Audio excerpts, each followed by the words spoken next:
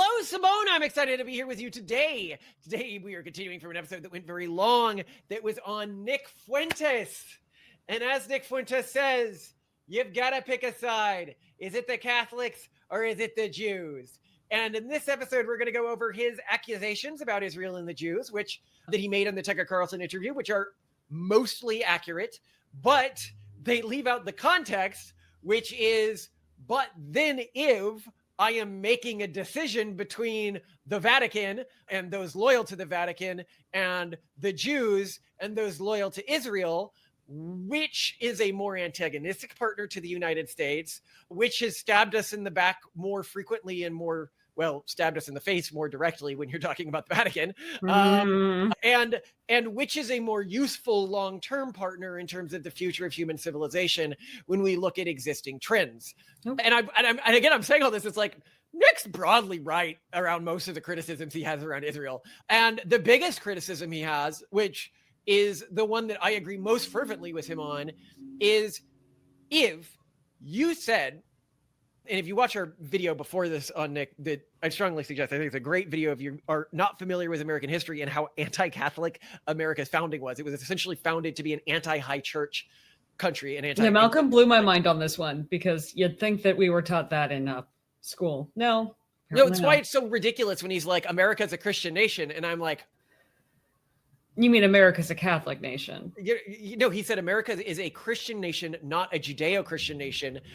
A particularly comical claim when you consider the fact that of the 13 colonies, Catholics could only vote in 2 and Jews could vote in 4 to 5 of them. By the way, free blacks could vote in 10 of them. We were much more explicitly anti-Catholic than we were anti-Jewish. And I'm like, America is an anti-Catholic, anti-Anglican nation, not a normal, it's a Christian nation founded in opposition to high church Christianity. And very explicitly and very loudly with lots of receipts, with even a cardinal saying this. You know, this is not like me or a conspiracy.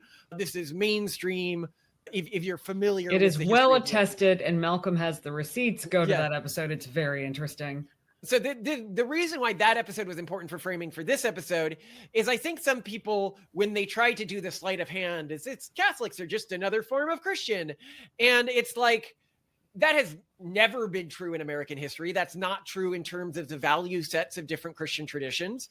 As we've talked about, if you look at even their metrics for truth, right, they are very different. And that difference has become important again very recently, where if you look historically, what was the Reformation about? It was a conflict between two groups. One said that truth should be determined by people who spent their entire life studying a subject. And then so somebody couldn't just claim to be an expert on the subject, certified by a central authority. And then another group of people, which is a perfectly reasonable way of doing things, group of people came up and said, but that central authority could become corrupt. So we should have truth determined by the individual, which is also a perfectly reasonable retort, right? But this is also the exact same fight we had with COVID. And we saw during this fight, the Catholic majority areas sided with which was the inner cities, which is where Catholics mostly settled, sided with the trust of people who spent their entire life studying this subject. And then the Protestant majority areas settled with every decision should be made by the individual, not declared experts, because those certifying institutions can become corrupt. And what I'm pointing out here is that culturally, Catholics are very, very different from other Christian denominations. And so when people are like, oh, you got to be worried about the Jews, to me, this is a bit like an elf whispering to me, you got to be worried about those dwarfs. You know, they may be very industrious and good at metal crafting and making jewels. Oh my God, are dwarves they're very stubborn. They remember things for a long time. They are very good with engineering. One wrong put right. But the great book of grudges remains full. No, but I've always sort of said it this way. The dwarves are the Jews and the Catholics are the elves. And you can ally with both of them at the same time, but you've got to be aware that if one of them then steps out and says, no, I refuse to be allied with you if you're allied with the other faction, you've got to choose which one you're going to stay allies with. Yeah, so we need to bring back Legolas and Gimli. We can be friends. And the reality is that Nick Fuentes is a minority Catholic opinion. Most Catholics are okay with saying you can be allied with both the Catholics and the Jews. And if that's an option, I want to be allies with both. Yeah. Right? But if somebody comes out and says, you got to choose one, America, I'm going to argue that you'd have to be pants on head retarded to choose the Catholics, given current demographic, economic trends, and their stated goals and their historic positions. So here's the Nick Fuentes quote. Okay. Israel hosts 0 bases, sends 0 troops during war, gives false intelligence, sells our secrets to China, has no oil, spies on us, and is a diplomatic liability. U.S. gives infinite foreign aid and weapons, fights their wars, brides their enemies, and covers their butt in the UN. Now, if you watch the last episode, you'll know one thing here is just patently a lie. That the U.S. gives Israel infinite money. And I pointed out that actually, if you look at Catholic majority countries and you look at the average amount of aid we give to Israel a year, those numbers are not that different. We give about the same amount of yearly aid to Catholic majority countries as we give to Israel on a yearly basis. Then I note that but it's actually way less money to Israel because almost all the money we give to Israel, they have to spend in U.S. manufacturing jobs in arms and munitions, but almost all the money we give to Catholic majority countries stays in those countries. So if we're weighing the two, and better yet, when he says Israel is just a liability, consider an ally like Israel. Israel gets in a skirmish with one of its rivals, right? Like they attack first, it handles the situation. We donate an additional amount to them for 1 year. We had 1 year of high aid levels to Israel, and then the next year it had gone back to almost normal aid levels. But even in that case, the aid came with strings attached, meaning they had to like strings buy attached, money and from it all went back to the Americans' United States. Okay. But the point here being is this is very different than like the Ukraine or like really almost any other country we're allied with. Like no one else just gets it done in the way that Israel has. But he is right about his other things here. What's this selling stuff to China? This is a real thing that happened in the 1970s, which we'll get to. Oh, in the 70s. That's the 70s and the 80s. Okay. It was a while ago, and Israel was in a very different position then, and that's really the caveat that we need to take this with when we consider what the Catholic Church was doing in the 70s. What was Do the you Catholic remember Church? all of those communist and socialist republics you set up that had a goal of destroying America around Latin America? All those revolutions and genocides you ran because Pepperidge Farm remembers. Catholics were involved with like... Oh, the Catholics did a ton of communist and socialist revolutions. We'll get into it. I have receipts because they were really all about that stuff. I mean, they were against the communists in Russia because it was an atheist communist state, and they were against the communists in China because it was an atheist communist state. But they were broadly pro-communism, really? with a Catholic flavor to it. So they were actually like a core geopolitical enemy of us in terms of like actual wars, historically speaking. Okay. Now, I note that they were proxy wars, but they were still wars. We were fighting proxy wars against the Vatican across Latin America, and we were fighting proxy wars against Russia across like East Asia and stuff like that. So, but we've conveniently forgotten about this. And Israel, what did they do? They just sold some military tech. Like, what? If somebody needs a forgive and forget session here, but let's go to the 0 troops during the war, okay? Fuentes says Israel never sends troops to fight along the U.S. in its wars. This is true, but with a very big asterisk. Why do they not send troops to fight alongside us in our wars? Do you know the answer to this, Simone? I don't. Because we ask them not to. Wait, what? Okay. Why is the U.S. asking Israel to not send troops to fight alongside us in our recent wars? Because since Israel became stable, basically since it had the capacity to send troops alongside us to fight in our wars, almost every one of our wars has been in the Middle East. Having Israel send troops to fight alongside us when we are trying to, as one of the US's biggest diplomatic goals for the past half century, normalize their relations with other Arab countries, would be an absolutely idiotic kind of undo thing a lot to of do. investment. Yes, that is true. Yeah. And as for Mossad spying on us, I mean, they spy on everyone. We spy on everyone. Like what? I don't know. Do you think that we don't spy on Mossad? Like, I'm a little confused by that one, but we'll get into that one's weird. But I mean, why not throw it in if you're just trying to put together these arguments? That's fine. But no one cares. Everything. I want to steal, man. I want to take the maximalist Israel is bad position in this one because it's important to ask these sorts of questions. Okay. Like if you're just asking, if Israel had actively decided to not send troops within any of our recent conflicts, that would be a definite sign that they are not actually a very good friend. But that is not what happened. And it's a shame. And I don't even know if like Nick's aware of this, of why. Like it may just be that Ben Shapiro was such a dick to him. As we pointed out, Ben Shapiro has basically created all of the anti-Semites. Nick is completely justified in becoming an anti-Semite after what Ben Shapiro put him through. Ben Shapiro in the Daily Wire. That's why Owens, we don't know everything, but she might be as well. We'll wait to see when Brett Cooper starts coming out with anti-Semitic stuff. Seriously though. Gosh. Ben Shapiro seems to be, hey, Ben Shapiro's come after us too. He doesn't like our techno-Puritan nonsense. He thinks we're weirdo nerds.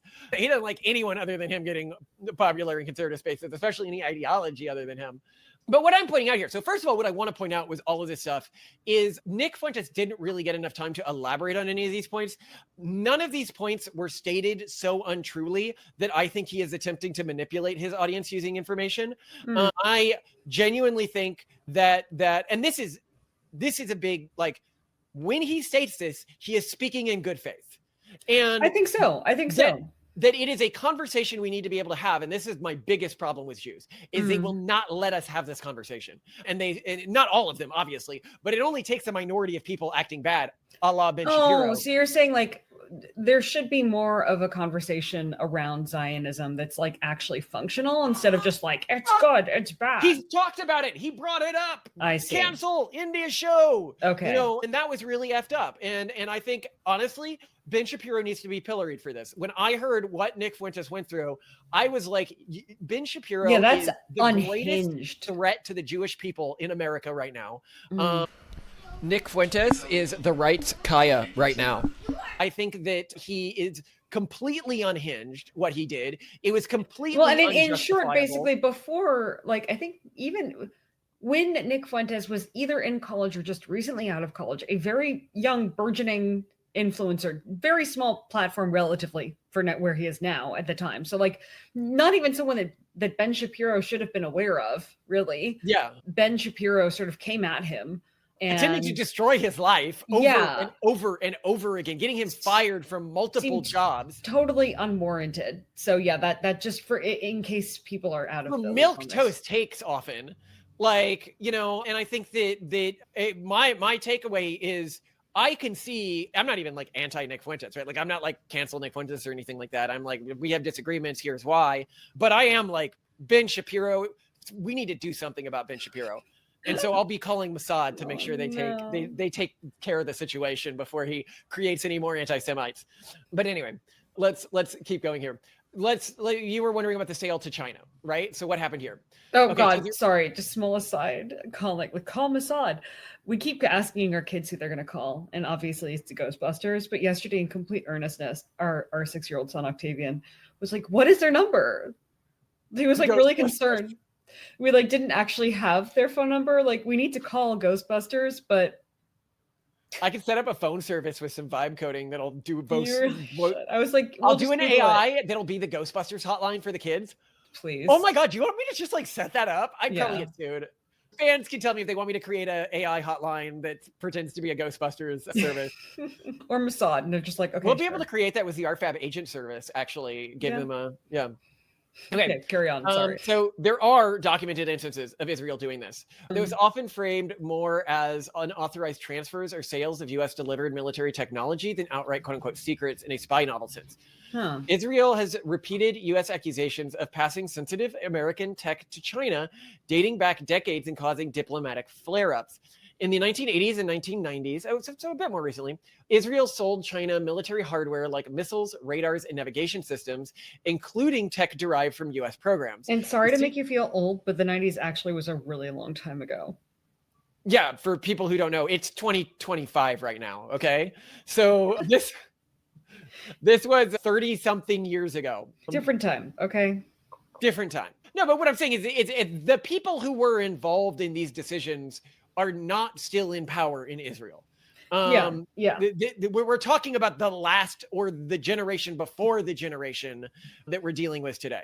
And the CIA specifically alleges that in 1993 that China had acquired advanced US sourced tech for jet fighters and air-to-air military missiles via Israel, worth 2 to 3 billion in deals. This is totally a real thing that Israel actually did and was a D move. It was not cool, Israel. What the hell, man? Hey. A major 1990 scandal involved Israel selling China blueprints for the US-funded Lavi fighter jet after canceling the project, which included proprietary American avionics and engine tech. It's super not cool, because we were being bros at that time, too. You don't do that to your bros. Yes. There is one recent instance of this tech transfer, but it's fairly small. In 2013, the U.S. expressed fury after Israel transferred secret missile and electro-optics technology to China, violating our agreements on end-use restrictions for U.S. aid. So these were technologies that we funded their development of, but we said you're not allowed to transfer them to China if you develop them. They did, which is an absolute D move. Honestly, that for me, like, on a relational level, I mean, I get that there's still enough aligned incentives where there was a reason why we obviously didn't cut ties with them entirely. But if this were like on a personal, granular level in our real lives and someone burned us like that, no, like absolutely our relationship is over. So I could see that being a really serious issue. I can see that. The problem is that if the opposite of the counter force, if you're having to choose between somebody who occasionally screws you over and somebody who states that they hate everything that you're doing and has an ultimate plan for your destruction and subjugation, that's the difference between the Vatican and Israel, which we'll get to because we're going to get to the Vatican stuff in a second. It happens. Okay. Yeah. Well, no, I mean, it's a, like, I will not pretend that Israel, and what I actually even like about Nick Fuentes' position is the thing that he didn't mention, which he could have mentioned, which is also a true incident, but I guess he didn't mention it because it's sort of like, maybe not as hard as some of the other incidents he rattled off, was the destruction of the American warship by Israel during, I forget which conflict that was, but there is some evidence that it may have been deliberate, killing U.S. military personnel. Deliberately. Why would they be interested in doing that? Conspiracy theorists have a reason that's pretty stupid. I think it was an accident. I think I really can't, like, when I look at the reasons, it just doesn't seem, even if they were going to do it to be mean, like to attempt to achieve some end, it doesn't seem worth the risk to me. It doesn't seem worth the damage. Bizarre. It seems to me fairly odd, but most people Nick believe that they did this intentionally. This is like, they if you're taking an anti-Israel perspective, it's something that you typically get in the bucket of anti-Israel perspectives. And I like, because a rational person like me who looked at it wouldn't believe it, Nick didn't throw it out there. I do believe Israel did act in a way that was antagonistic to Americans' interests with these tech transfers to China and stuff like that. Yeah.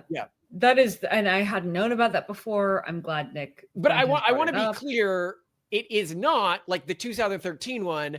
If your impression is Israel had spies who like stole secret military technology from the United States and then sold it to China, that is not what happened. It is more like the U.S., and in this case, it appears for U.S. aid, was funding the development of specific weapons within Israel being developed by Israeli companies.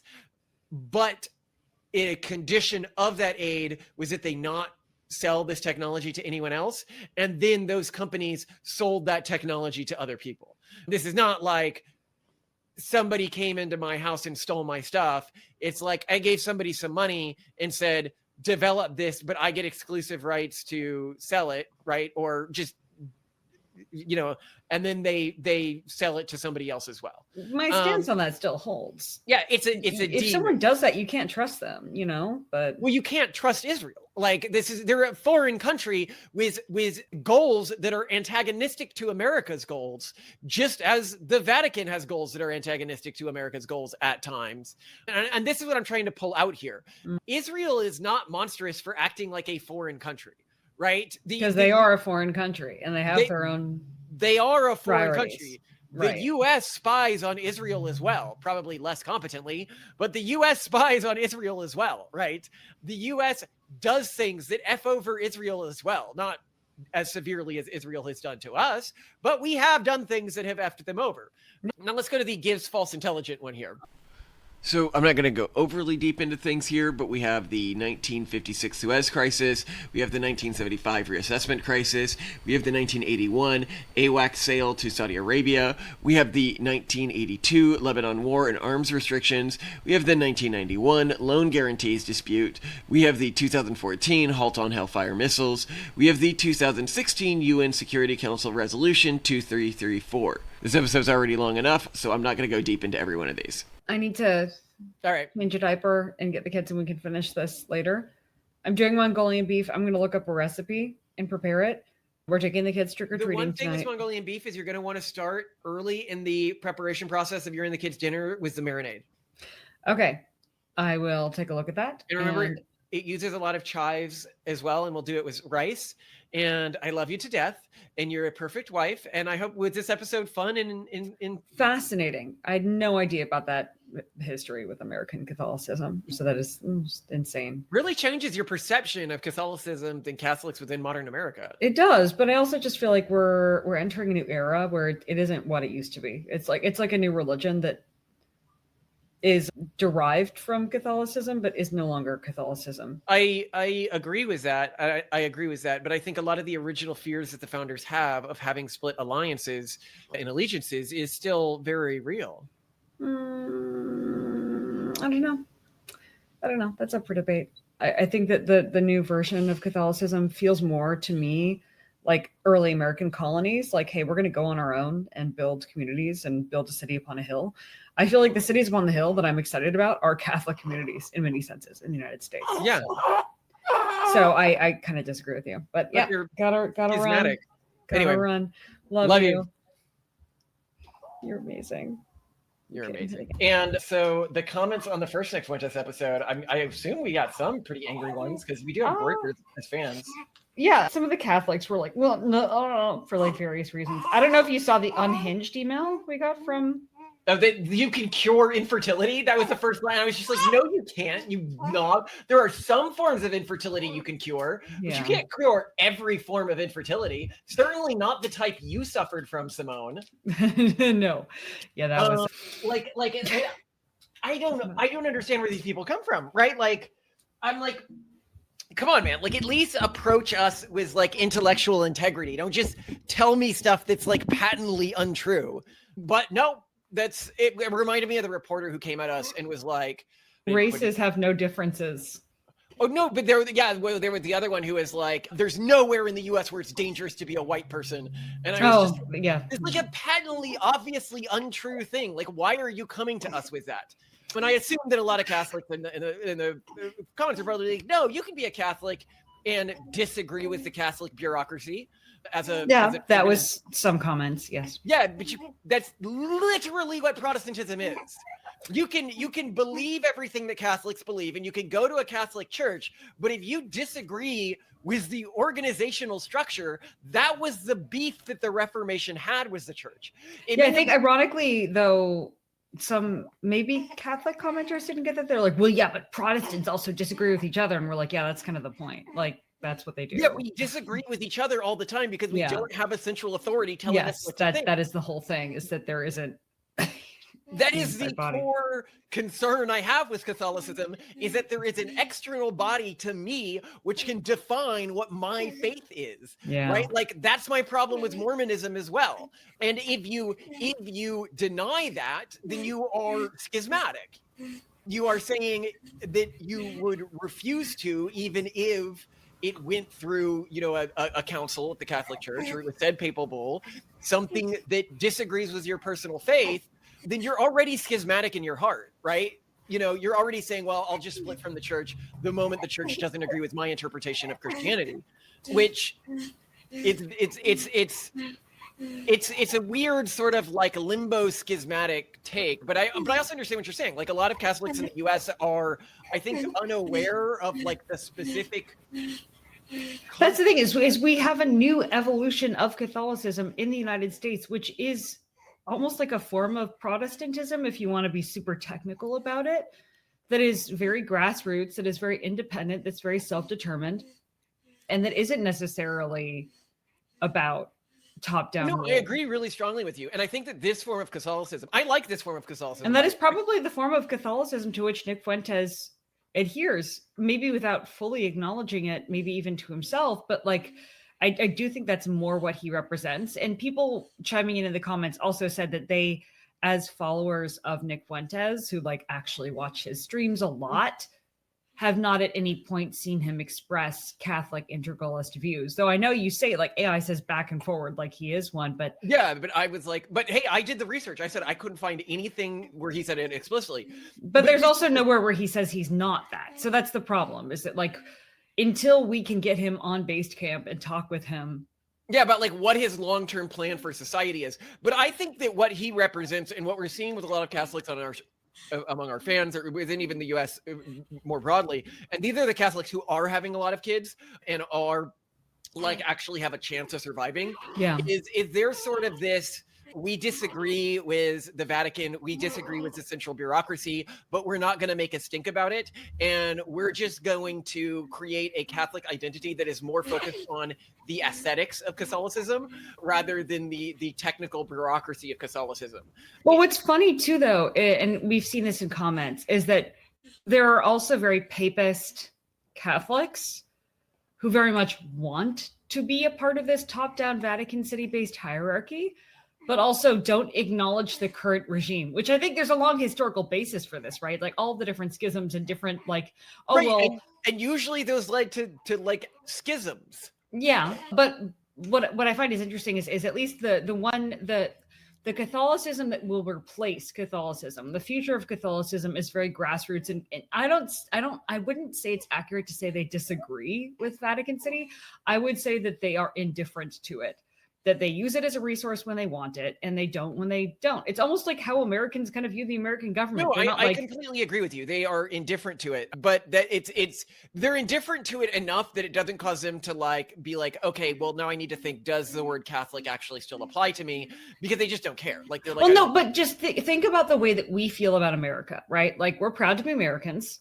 We're Team America, but we're not like, we don't, bow down to an American flag every morning. We're not like, well, the president said this, so we have argument. This is a terrible analogy, because as an American, right, like I am not taking a vow when I claim to be like a nationalist American or something like that, that my theology is defined by what the president says in specific circumstances. Oh, okay. The only thing that makes a Protestant and a Catholic is a Catholic follow the beliefs of the councils, and they believe in apostolic succession, and they believe that when a pope says things under specific circumstances, those are now the word of God. Yeah, that's true. When you pledge allegiance, it's to the republic. It's not the president. It's not any administration. It's not any single politician. That's right. true. But there's a new form of Catholic that doesn't believe that these things are part of Catholic identity. And it's more just like the vibe. And this is actually like Nick Fuentes' larger thing here, which I find really fascinating, is I always point out, he'll go out there and he'll be like, we need to take back America from these foreign minorities. And as we argued in yesterday's episode, I'm like, there were like no Catholics at America's founding. It was founded as an anti-Catholic state. And someone in the comments even chimed in saying that there was this hilarious book he found at one point in a library where a Catholic mooned about in 1913, this book was published, was mooning about the idea of maybe someday there will be Catholics in the Senate. Just like that, could it be possible? Right. Like this glass ceiling. But there was so much anti-Catholicism. Yeah, but so the point I was making here was that Nick Fuentes, he's like, we need to get rid of this foreign element in the United States that the founding fathers didn't want here, that et cetera.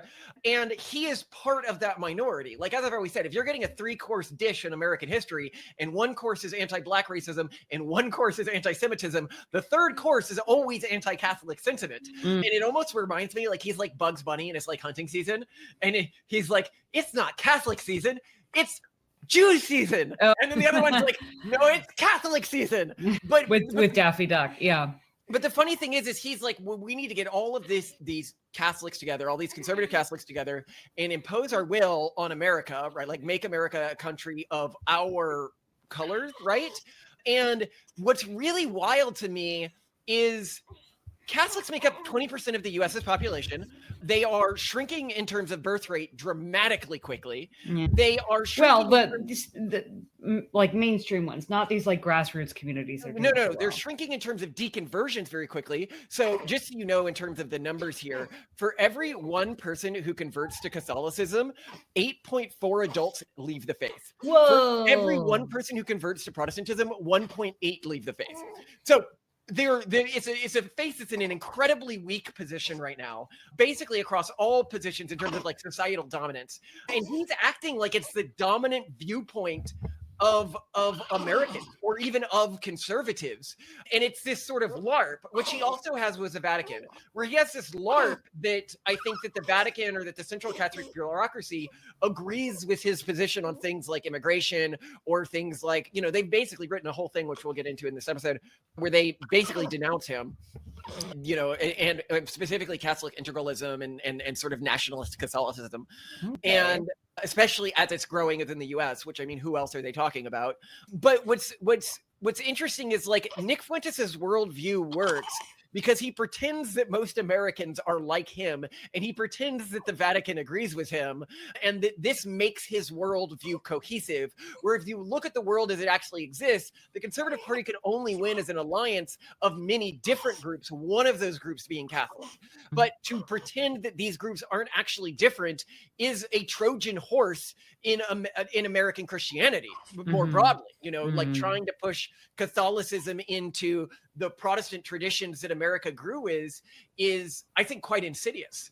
And I think that a lot of conservatives thought that they were just playing nice, as you know, I always do. And I think we need to be honest that these are different religions, right? They actually have, I would argue that, like, theologically, if you look at our, for example, iteration of like techno-Puritanism, which is like Calvinism mixed with science, it is closer to many forms of Judaism or even some forms of Mormonism than it is to Catholicism.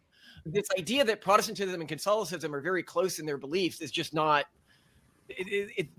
not anymore, right? Or at least a lot of Protestant factions, right? Yeah. And but anyway, I'll get started on the episode here. Let's go. So coming back in after we just went over all the text stealing and everything like that, and I was like, that's terrible that they did that. I want to go into conspiracies, right? So we talked in the last episode about how Catholics basically dominate the Supreme Court because an invitation only society, which does have closed doors meetings, so a secret society, the Federalist Society, basically put Catholics in charge of 1/3 of our government. They're so cool, though. Can you even be mad? I can be mad because they pretend that they're promoting conservative values when they're really controlled by Catholics and disproportionately promote Catholics. Well, they're Catholic conservative values. No, that's not what they tell their donors. That's not what they tell the public. They are. It is a shady thing that's happening. Now, I like that they're on our side. I prefer, you know, if there's conservative Jews who are putting Jews in positions of power and promoting a conservative message, I'm like, okay, you're on our side, whatever, right?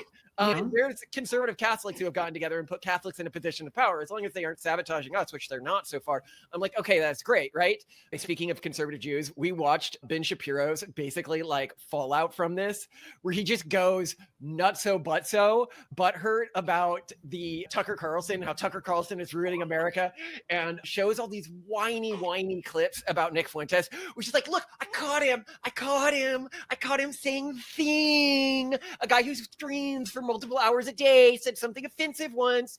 And if you look at like the things that he thinks he caught him on, a lot of them is just like true stuff that anyone being honest would say. Like the first one he runs is Nick saying, and I think he could have chosen his wording better, that some women like to get raped.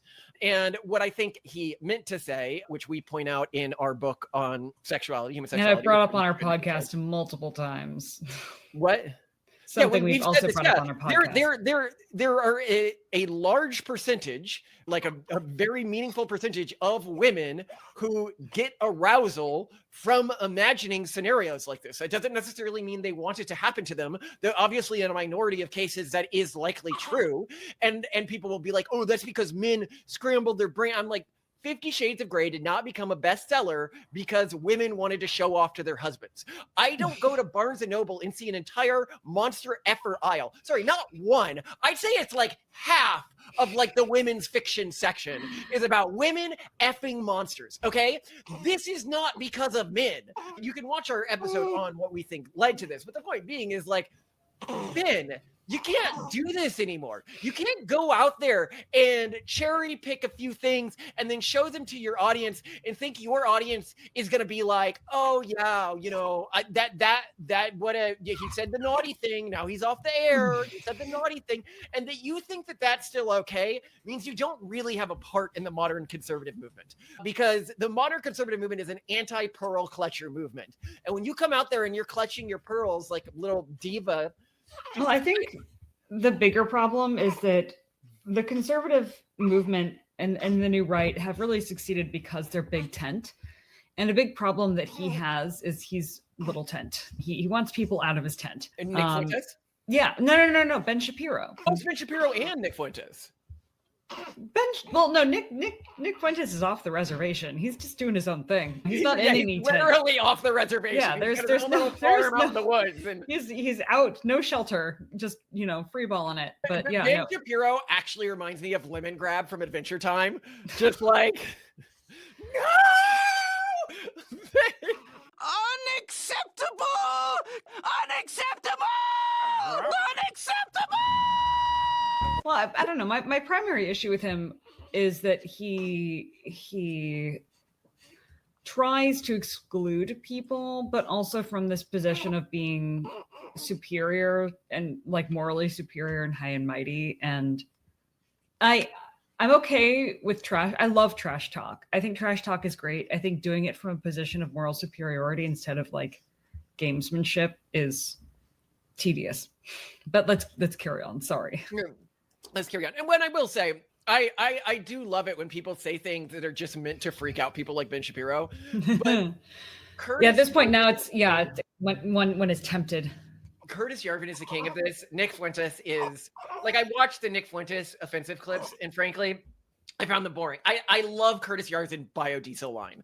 You know, that we'll turn Ben Shapiro and his types into biodiesel. You say something like that, and then that gets clipped, and people will be like, oh, he must mean the Jews. And I'm like, no, I'm talking about the pearl clutchers. The pearl clutchers, we're done with this. Okay, that's no longer what we're doing anymore. Okay, the people who are like, oh, you can't say this, that hurt my fifis. What are they? Feels, right? Yes. Nick Fuentes punched him right in the feels. That was inappropriate. But anyway, to continue here, I now want to talk about conspiracies. Okay, so let's talk about the Jews controlling Hollywood, right? Because people will be like, well, look, the Jews take power within organizations and then use those organizations to shape society, right? So let's look at how the Jews do this and contrast this with how the Catholics do it. Because a lot of people don't know that the Catholics also do this. Let's use Hollywood as the example here, because it's the one that people always take to. Okay. Jewish immigrants from Eastern Europe who face discrimination and established industries gravitated towards the nascent film business in the early 20th century. Many of the big six studios were founded or co-founded by Jews. Warner Bros. Established by the four Warner Brothers, Polish Jewish immigrants. Metro-Goldwyn-Mayer, MGM, was founded by a Belarusian Jew and a Polish Jew. Paramount Pictures, founded by a Hungarian Jew. Universal Pictures, founded by a German Jew. Wow. Columbia Pictures, founded by the son of a German-Russian Jewish immigrant. And then 20th Century Fox was founded by a Hungarian Jew and a Russian Jew. So the Jews really did found almost every major studio in the United States, except for Disney. And Disney, of course, famously did not like the Jews very much. Wait, he didn't? I don't. We should do the funny. This is wonderful. Let's live in this universe. Hello, everybody.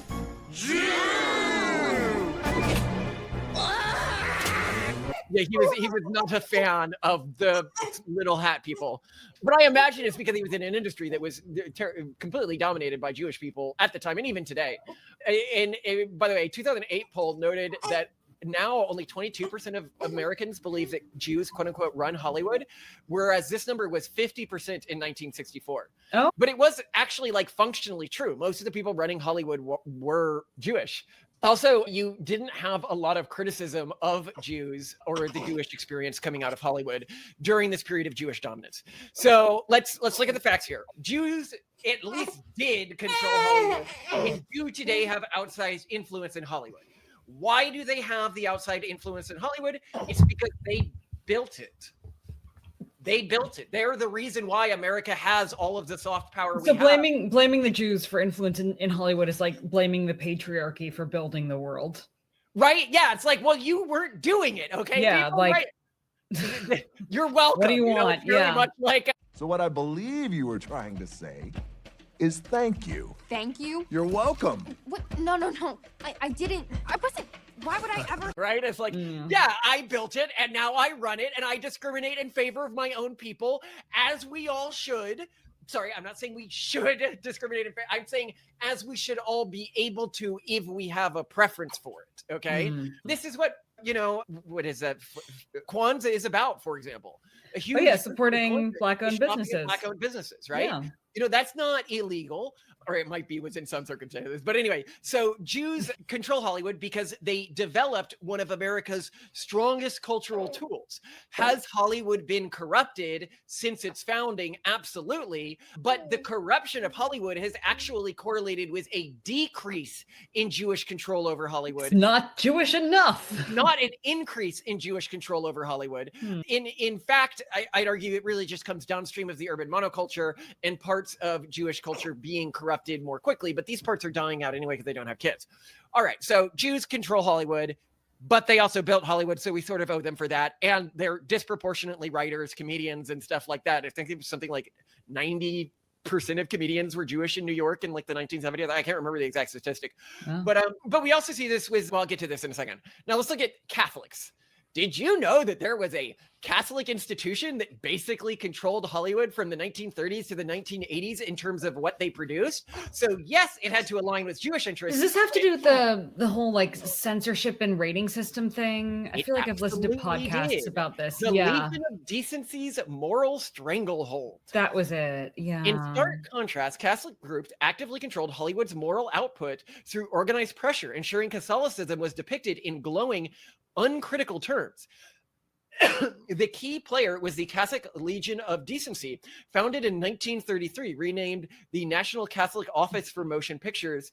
The Legion of Decency sounds so much better. I know, right? Branding problems. Come on, 1965, which rated films on a scale from A, morally unquestionable, to C, condemned, and mobilized. Catholic terminology is so great. Condemned. And mobilized boycotts via pledges taken by millions of Catholics and churches. So at their peak influence from the 1930s to the 1950s, working with the Motion Picture Production Code, Hays Code, enforced from 1934 to 1968, the Legion demanded positive portrayals of religion, specifically Catholicism. Clergy could not be villains. Priests and nuns were invariably heroic, virtuous, and wise, e.g. being Coswelly's affable Father O'Malley, Going My Way, 1944, and The Bells of St. Mary, 1945, with Oscars even towing the line. Films mocking the church are showing flawed priests risk condemnation, leading to edits or bans. For example, The Moon is Blue, 1953, was condemned for damn, and Virgin, sparking debates by showing the Legion's power. Studios feared losing Catholic audiences, estimated to be 20% of ticket buyers. And I'll note here, which is really cool, this is why if you watch old movies, I don't know if you've ever noticed that there is a trope in an old movie of a priest is given a confession, a Catholic priest, obviously, because that's a confession. And the confession contains like the clues to like solving a murder or something like that. Or a guy is going to murder someone and the priest upholds their vow and doesn't tell anyone, but instead like goes out and like solves it himself or something. And it's like this classic thing that you see in a lot of movies from this time period, because it was like, in no way can a priest be a bad guy during this period, specifically Catholic priests. 1950s to 1980s. By the mid 1950s, challenges mounted, e.g. Baby Doll 1956, which was condemned but released, but the Legion persisted, shifting in the 1960s post-Vatican II to promote quote-unquote good films rather than just condemn. It influenced the MPAA rating system introduced in 1968, replacing the code, and continued ratings until the 1980s when INCOM merged into USCCB's Office for Film and Broadcasting, fading it by the 1990s. Even then, it ensured sycophantic depictions. Films like The Nun Stories 1959 idealized covenant life, while critical ones, e.g. The Cardinal 1963, still portrayed the church sympathetically to avoid backlash. So this is really important, because what it shows is the ways that Catholics control things versus the ways that Jews control things. Jews build things and outcompete other individuals and use that to control organizations with a bit of nepotism on the side. Catholics have the same nepotism, but they do it through blackmailing people who have built things other than themselves, right? Which is just strictly worse. And it actually did what? And I tried to go up a little, but when it went down, it just like disappeared. Thank you, Dad, a lot. Now, obviously, this isn't true of all Catholics, but we're talking about the way Catholic organizations, when they have exerted influence in the past, contrasting with Jewish organizations when they've exerted influence in the past, how they do it, right? Even if you look at today, like the big Jewish funding groups that are influencing politics, they do it through putting money into politics, like putting money that they made and giving that to politicians. Not, well, except in Ben Shapiro's case, as often threatening and blackmailing. Now, let's go to the next claim he gave here. Gives false intelligence. Okay, so he says that Israel is a, unreliable partner because they gave false intelligence. So the incident in question here, in 2003, the Iraq WMD claim. Israeli intel did warn of an Iraqi WMD, e.g. curveball. Source was handled by Germany, not Israel, but Israeli officials did push the threat narrative. U.S. Senate report 2004 found no evidence Israel fabricated intel.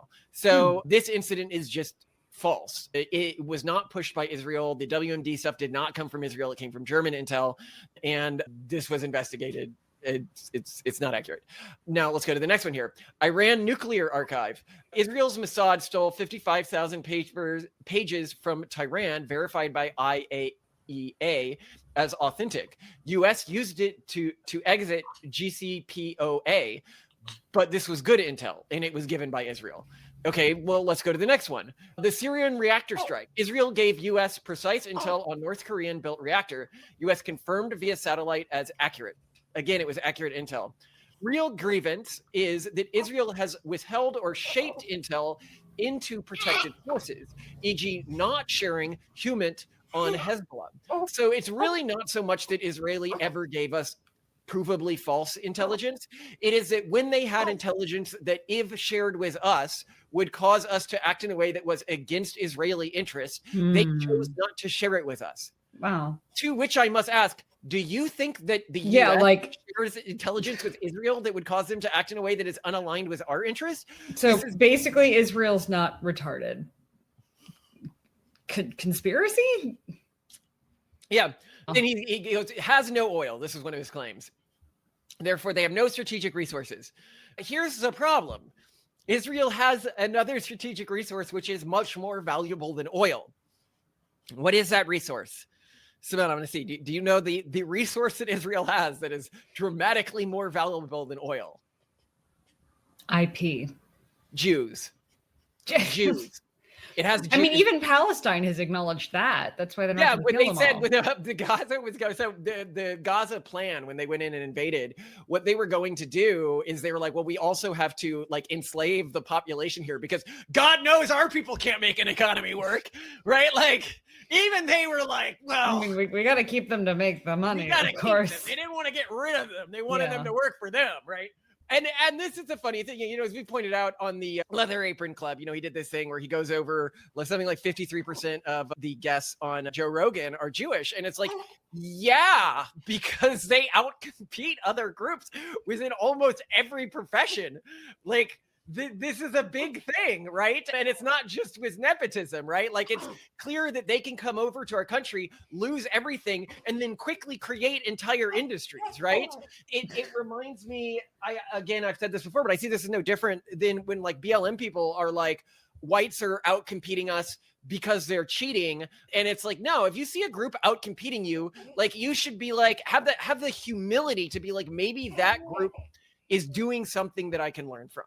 Or has some utility, right? Like Catholics, on the other hand, even Nick Fuentes is the first to admit that we don't want any more Catholic immigrants into this country, because he's the one who's always complaining about the Hispanic immigrants who are predominantly Catholic, right? Like, I would not complain a lick if we got a big shipment of Jewish immigrants into this country. But I can see why some people have concerns over the large waves of Catholic immigrants, because every time this country, as I've mentioned in the past, you can watch our episode on why this is the case, has gotten a wave of Catholic immigrants, it's come with organized crime, whether it's the Irish mob, Italian mafia, Mexican MS-13, it's just hand in hand, right? And we talk about why this happens, but it's not just that. They're also less productive.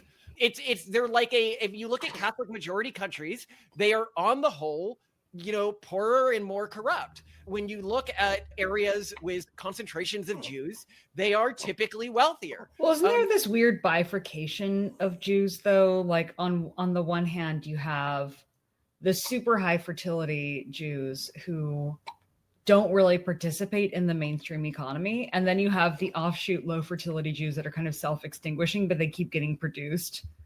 Like, because they're sort of like this, maybe I don't want to say waste product, but like byproduct of harder line Judaism. Well, keep in mind, Jews are basically two ethnic groups, because you have the Ashkenazi and the Sephardic. Sephardic, and it is the Ashkenazi Jews that outcompete other groups.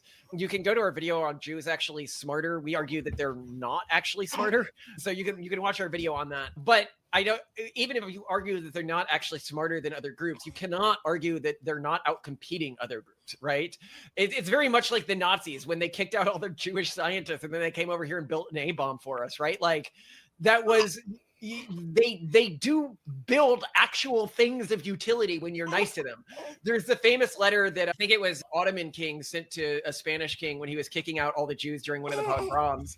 There was basically in medieval high talk, have fun being poor. But yeah, okay, next one here. No, I mean, you've got to, even if a population may turn on you, right? Like, I'm not saying that Jews are aligned with us in everything, right? But I'm saying when I see utility in a population and I'm having to choose between one of two groups, even Nick Fuentes doesn't want more Catholics in this country, right? Like, unless he can convert them, right? Then it's okay. Like, he recognizes, and I'm like, come on, man. Like, this is all a LARP at this point, is it not? Like, but I'm going to continue here. Spies on us. Fuentes says that Israel runs an extensive espionage campaign against the United States. This is true and well documented. Jonathan Pillard, 1985, naval analyst, gave Israel thousands of classified docs, satellite imagery, sentenced to life.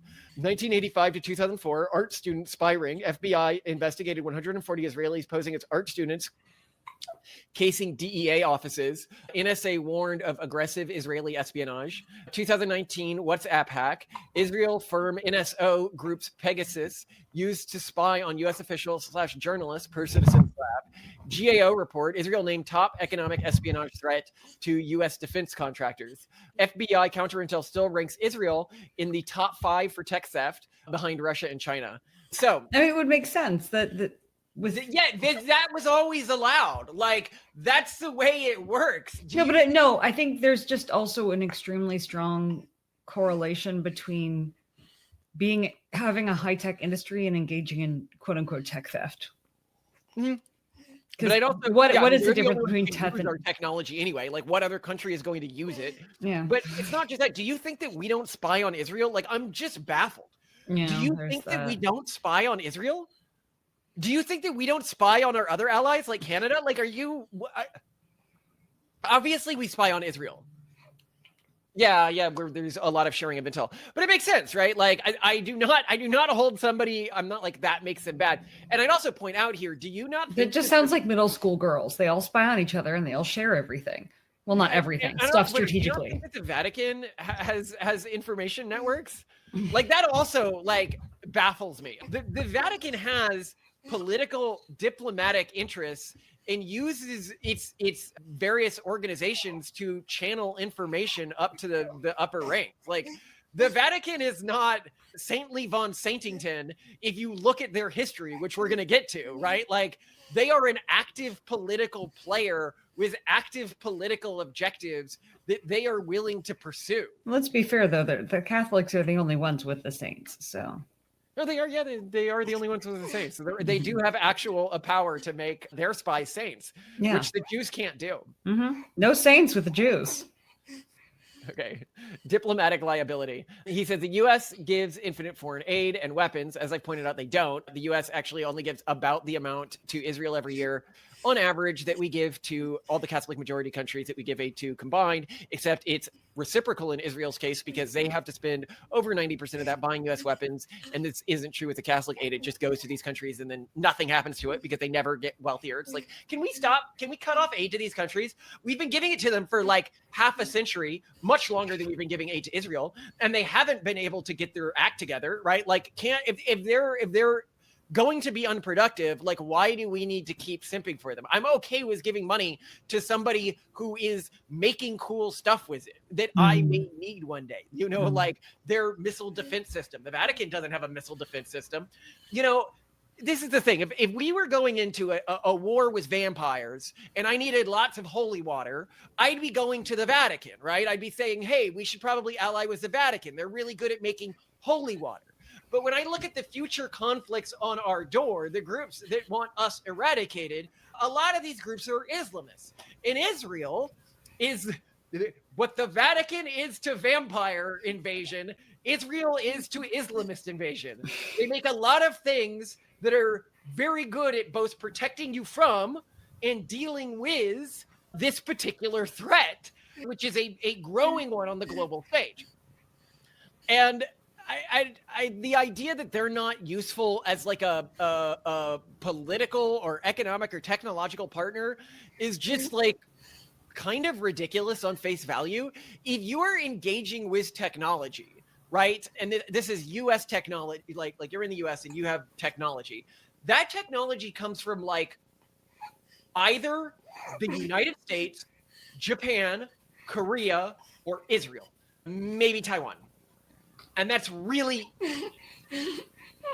that they're the only places on Earth that move technology forwards to a considerable degree.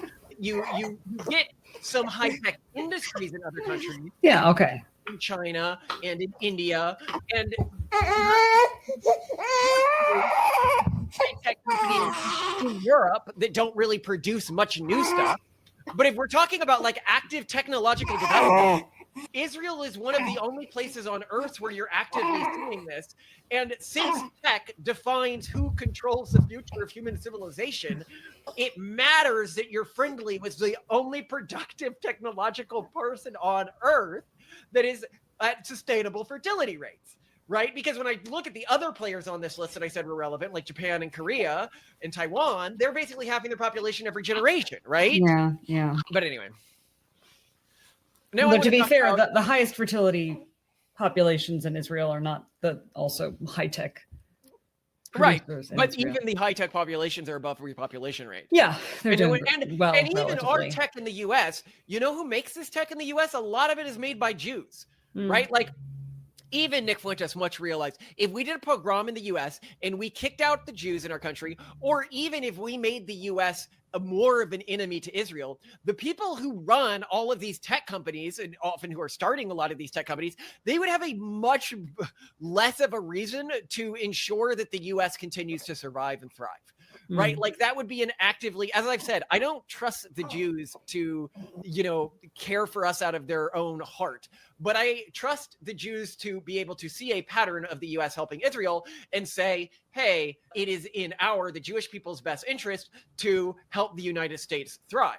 And this is one of those things where like Ben Shapiro goes out there and like obviously he cares about Jewish interests above the interests of other people, but like that's allowed, right? Like obviously Nick Fuentes cares about the interests of Catholics. Well, white Catholics is the narrow group that he believes he belongs to over other groups, right?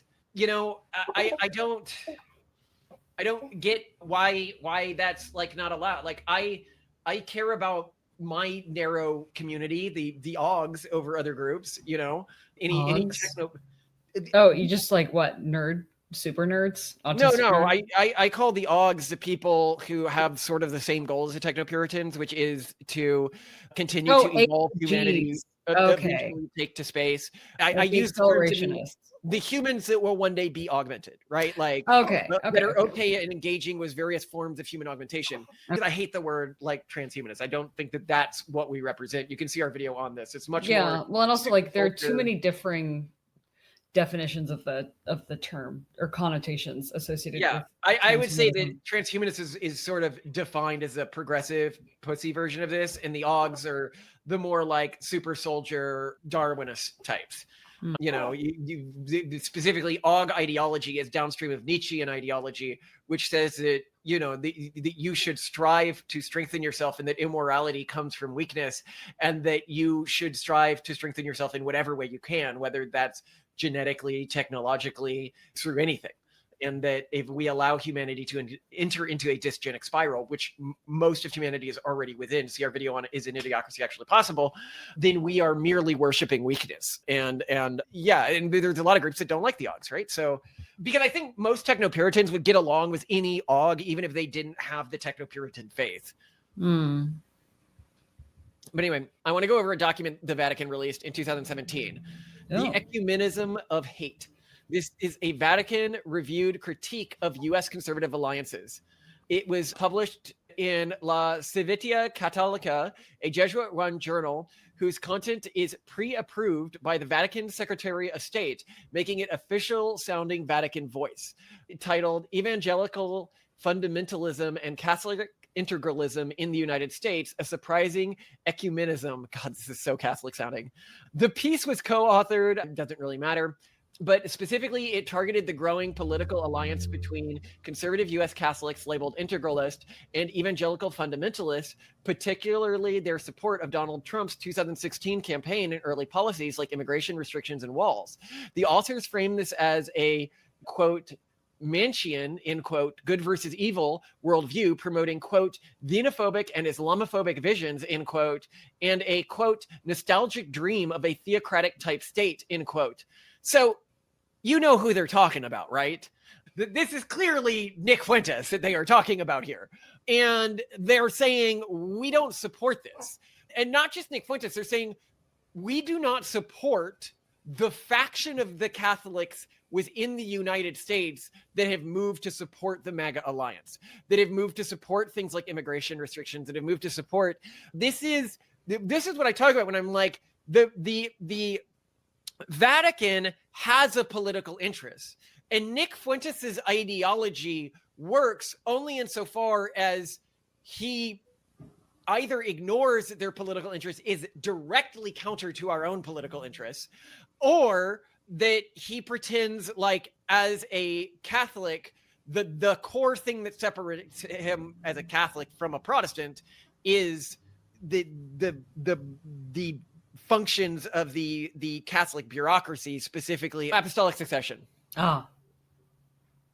So, and I note here, like, this is also, like, Francis specifically called Trump's deportations a disgrace, calling it, you know, damaging dignity, right? It's not like I am twisting the Vatican's words here. And like every Catholic who's not just completely has their head in the sand knows this, right? I think that there's this hope that the Vatican is going to go in a different direction with time. And I think what they fundamentally are ignoring is the history of how the Vatican got here. The Vatican didn't get to this position because the Vatican did a turnaround and now has a different ideology.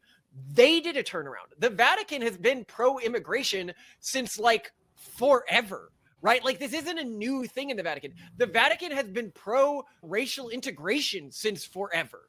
The Vatican has been, a Trump-style nationalism forever. They've been anti-capitalism forever, right?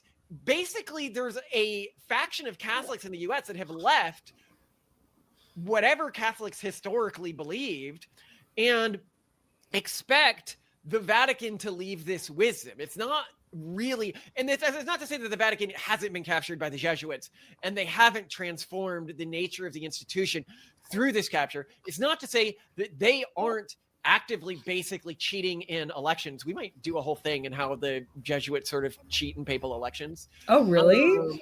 That sounds interesting. They've done some shady stuff. It was within the rules, but it was like against the spirit of the rules. Oh. But what I'm saying here is that, like, if you believe that they're cheating, then you've lost apostolic succession because the bureaucracy is no longer functioning as intended, right? Like, this is where I don't know, just gets to me here. But to continue here, if we go further here on Trump's deportations, you have a direct quote in Francis's letter: "The rightly formed conscience cannot fail to express its disagreement with any measure that identifies the illegal status of some migrants with criminality. Deportations damage the dignity of those people and places them in vulnerable and defenseless positions." So I'll note here, I shortened that quote, like I paraphrase parts of it, but specifically he says that you can't. So if you're a Catholic in the United States, and I know that you only have to obey the Pope when he does things from like a papal bull or it's done within a council, but you are in direct rebellion to the Pope's will if you say something like we are deporting them because they broke the law, right? Like he is saying that you cannot, to identify the illegal status of sub-migrants with criminality, that you can't do that. You cannot define them as illegal for breaking the law, which is the core thing you need to be able to do to make the justification for the deportations and everything like that. And I'd note here, one of the things to remember with the Vatican, which is another reason why it's incredibly foolish to attempt to ally with them, is it's not just that Catholics have an incredibly low fertility rate all over the earth right now, because we've talked about low Catholic fertility rates in whatever country, whether it's in Southern Europe or whether it's in Latin America or whether it's the quote unquote white Catholics within the United States. They also have an incredibly low population in their region of like the cultural center, right? Specifically Italy. Italy has a fertility rate of like 1.18 right now, and it's continuing to crash. So for every 100 Italians, there's only going to be 20 great grandchildren.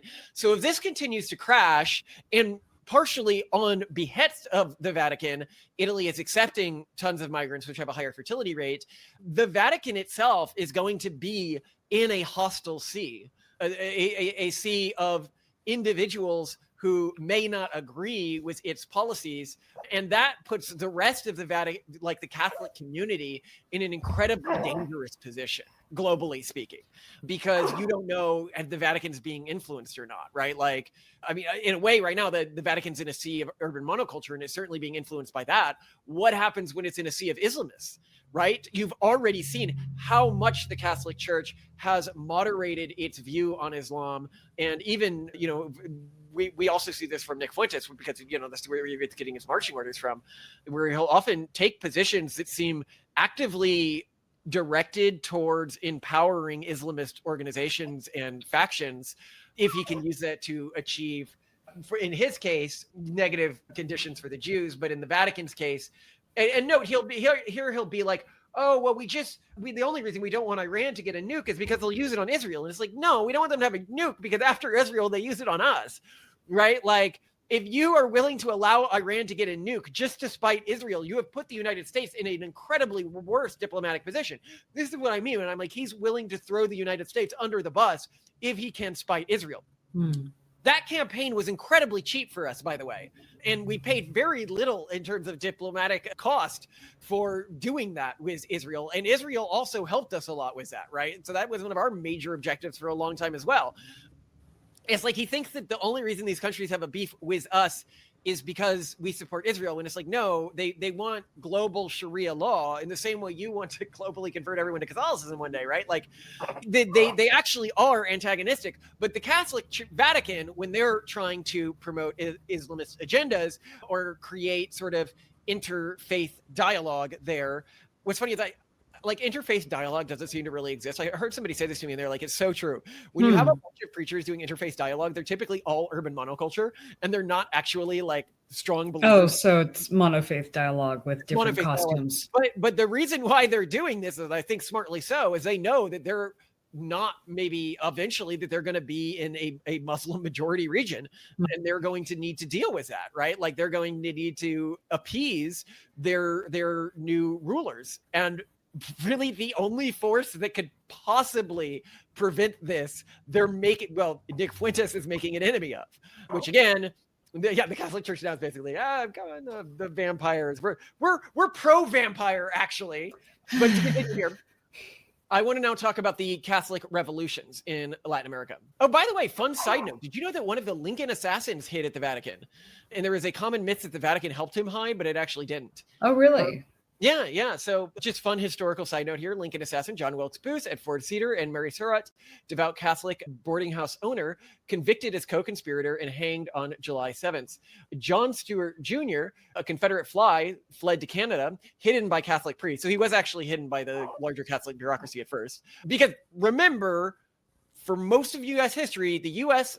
and the Catholic Church were not like, now the Vatican is sort of like, hey, we hate the U.S. and the U.S. is like, well, we are going to try to get along with everyone. But back then, it was more like, oh yeah, we hate you too. Don't send any Catholics. But anyway, so he was sheltered in Liverpool at a Catholic church. And then December 1865, he arrives in Rome and he enlists in Pope Pius IX's Papal Zouaves, a volunteer army defending the Vatican versus Italian unification. And his alias was John Watson. And then he was spotted by a UN diplomat, wild, by the way, right? And the Vatican arrests him, but on the Pope's orders. And then he was extradited to the United States, where he was actually had the charges dropped at a mistrial. Go. Wow. So fun historic tidbit there. Well, he went through a wild ride. Yeah. Okay, so let's go through the Catholic, because this is what I said that the Catholicism more broadly has largely been an anti-capitalist force. They've written tracts against capitalism. For examples of these, you could look to Pope Leo XIII's 1891 Ineculal Renum Novarum, which was specifically an anti-capitalist sort of scree. And then we have more recently Pope Francis, who has gone on screes about the idolatry of money. And in his 2020 encyclical, I don't know these foreign words, if titled Fratelli Tutti, Francis expanded on these ideas, lamenting how market capitalism fails to promote fraternity or resolve problems like poverty and hunger. And I note here that the church has every right to be anti-capitalist. It aligns with their historic positions. It aligns with their larger value systems. Capitalism has not worked out particularly well in Catholic majority countries. So why shouldn't they be allowed to have this view? But I can also admit when it is, in conflict with my interests, my views, and my people's way of life, because when capitalism has been tried in Protestant countries, it typically works out pretty well. What I don't like is when people basically try to launder what the larger Vatican agenda is and pretend that it doesn't have a agenda that is in contrast with capitalism, freedom of speech. Well, I suppose Nick Fuentes would even admit he doesn't really want freedom of speech either. He doesn't particularly want freedom of ideas either. He just wants it controlled by his faction. They're not pro-atheist communism, but there have been large, especially within the Jesuit order, active organizations of socialist and communist revolutions. So we have Nicaragua, 1979 revolution. We have Fernando Conardo, who is a Jesuit. So they recruited Catholics to FSLN guerrillas taught Marxism as Christian in base communities, supplied food and ammo, priest join Sandinista government, culture foreign ministers, although the Pope did put a ban on this. So this was a case in which the Pope was like, okay, you guys need to stop this, please. But anyway, the Sandinistas incorporated, quote, political capitalism, in quote, using churches as organizing cells, e.g. the Paris replaced Lenin cell. One leader, this was a quote that they talked about here within this order. One leader, Miguel de Escarto, was a Macnaulan priest. Liberation theology justified the armored overthrow of Simola's government. Post-revolution hymns praised, quote, worker Christ alongside Cedino and Che Guevara. Direct quote, Carlos Fornesca, FSLN founder, Sardinismo is deeply rooted in Christianity as an extension of Catholicism. Churches distributed Virgin Mary icons with Sardinista portraits. Colombia, 1965 to 66. Camilo Torres left the priesthood to join the ELN guerrillas and said, quote, Jesus equals guerrillero. ELN ideology mixes Marxism-Leninism with Catholic martyrdom, e.g. no drug trade due to Catholic morals.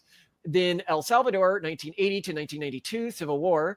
Ignacio Elizario and the UCA Jesuits were the quote-unquote brains behind the FMLN per army, and they ran, quote, liberation zones, in quote. By the way, led to 75,000 people dead. So these weren't like small things. Guatemala in 1960s to 96, multiple Jesuit URNG guerrillas organized peasant-based communities into fighters, and then had a genocide with 200,000 people dead. Chile, Christians for Socialism and ADA, 1970 to 1973, 80 plus priests formed the Group of 80 supporting Salvador Aleda's socialist government, quote, Christians for Socialism, 1971, allied with communists, seeing socialism as gospel fulfillment. Pinchet's 1973 coup targeted them, quote, we declare our option for socialism as a way to build the kingdom of God.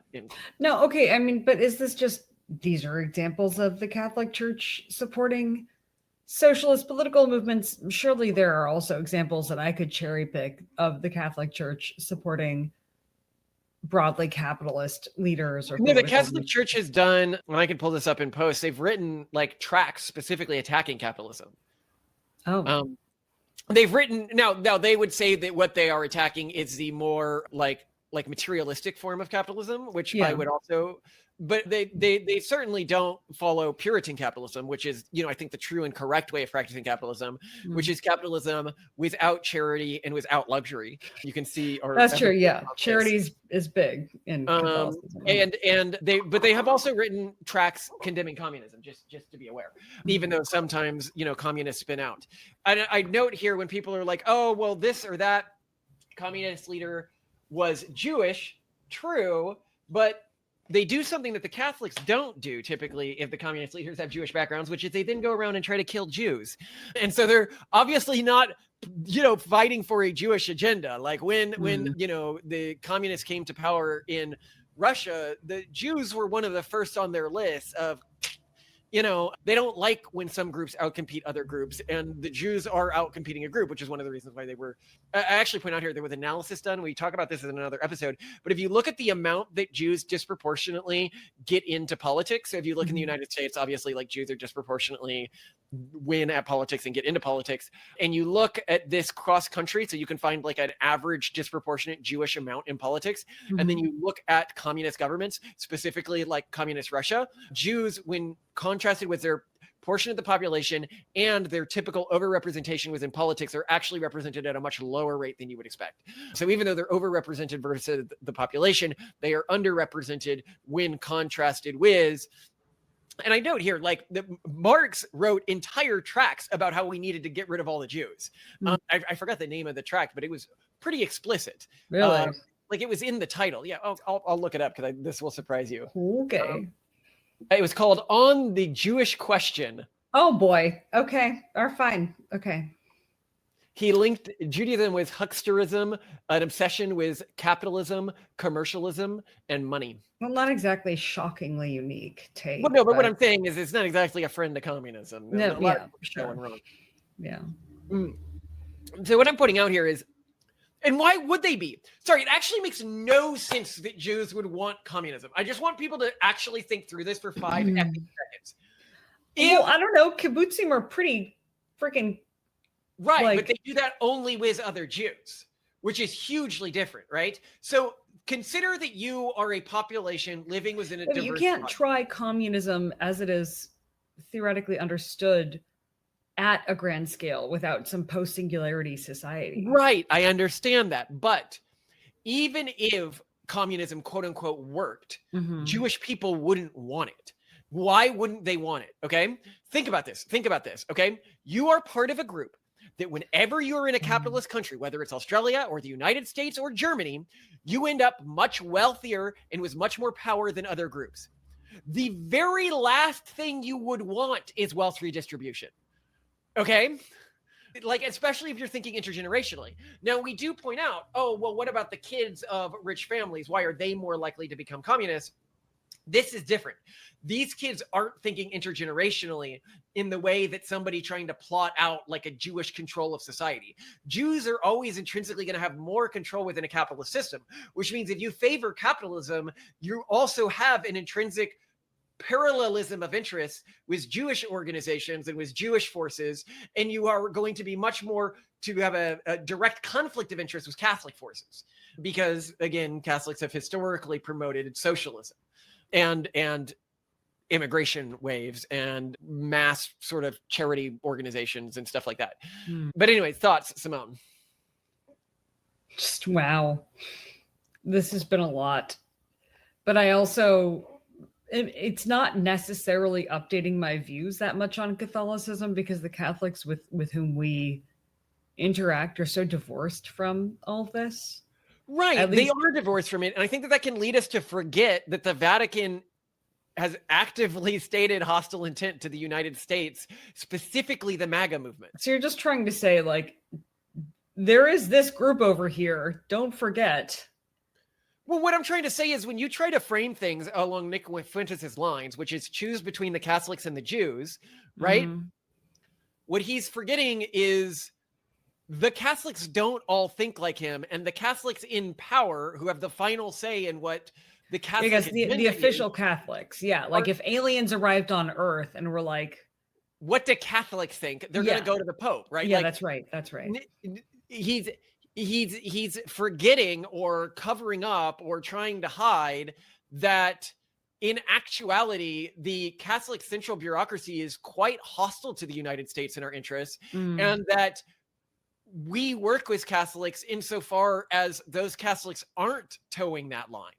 And that when he's like, well, you either need to like, and with Israel, while Israel has done some D-bag moves in the past, they're ultimately, as a population growing, technologically productive and economically productive group, a much smarter long-term ally, tactical ally. That this view lacks pragmatism, and that there's this very ideologically based objection to Israel, when Israel should be looked at as a tactical ally rather than an ideological partner. Yes, as I said, it's like partnering with the Dwarves, right? Like, they got their whole own thing going on, okay? You don't need to, just don't get in the book of grudges, okay? And that's what I was reading that line. I was like, it's so Catholic. That's why I always put the Catholic at the Elves, right? Because, everything's covered in gold, everything's, ordinated, everything. Best outfits. When they're doing their speeches, they make them like super long and academic and florid. And you're just like, oh my God. And the ceremonies for everything, you got with the Elves, it'll be like the autumn, whatever ceremony of the ceremony of whatever leaves. And with the Catholic, they got that ceremony for this and the ceremony for that. And I guess if we're putting ourselves in the fantasy race, what are we, gnomes? Typically seen as technologically obsessed and otherwise pragmatic and overly excitable and happy. I think that works. Not very interested in money like the dwarves are, or over ornamentation or like the elves are. Tolkien orcs that are just elves tortured to a point of abstraction, transhuman, extremely strong, and very industrious. No, I don't know. Like we all know who the orcs are, and it's not black people, by the way. It was supposed to be Mongolians, right? Well, I'm talking in my analogy, not in Tolkien's analogy. Okay. They are who are they in your analogy? I don't. So look, we don't need to go through this. Nobody wants you to. What I'm saying is that the orcs don't much like the gnomes existing. They don't much like the elves existing, and they don't much like the dwarves existing. And we have a reason to work together. And that's what I would ultimately push for, is to not say choose the dwarves over the elves. It's to say that the elves need to get over their anti-dwarf thing so we can all work together. Because if anyone's out there saying, hey, you can't choose one of these factions as one of your allies, and this is, of course, where the modern conservative movement is. Like, Catholics are a vast minority within the United States population. They're around 20% and rapidly shrinking. As we said, they're shrinking in terms of deconversions, in terms of fertility rate. And so, like, they need to form alliances with other groups for this to work. And we need to accept that we're going to have differences in perspectives, but that we are different. What I really hate that Nick Fuentes does is he pretends like Catholics and Protestants are like some shared identity. And I find that to be really like gaslighty and weird. Because they aren't. You literally burned my actual direct ancestors alive. Like, we actually have like a Book of Martyr on like the shelf of every restroom in our house, is like reading for our kids as they grow up, right? Like, these are things these are not the same people. The Jews didn't do that to my ancestors, okay? Like, there's a reason there's suspicion here. Anyway. There you have it. Oh my God. Thank you. This has been interesting, edifying.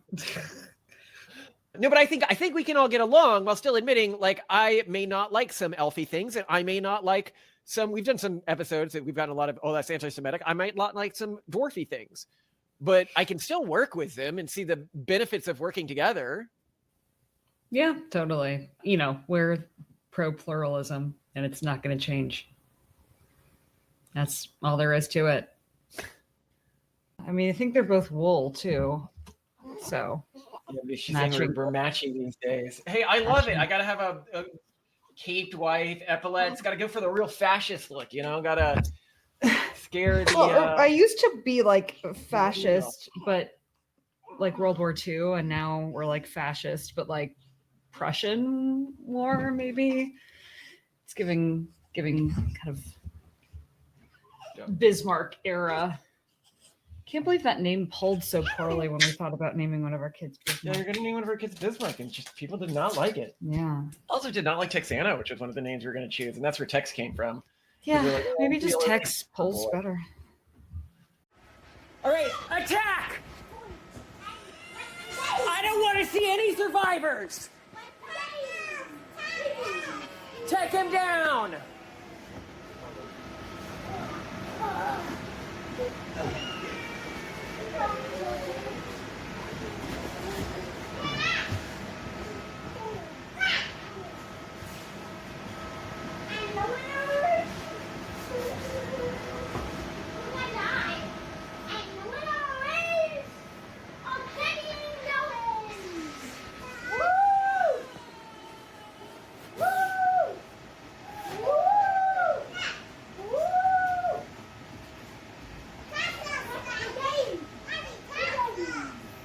You want me to come in and attack you?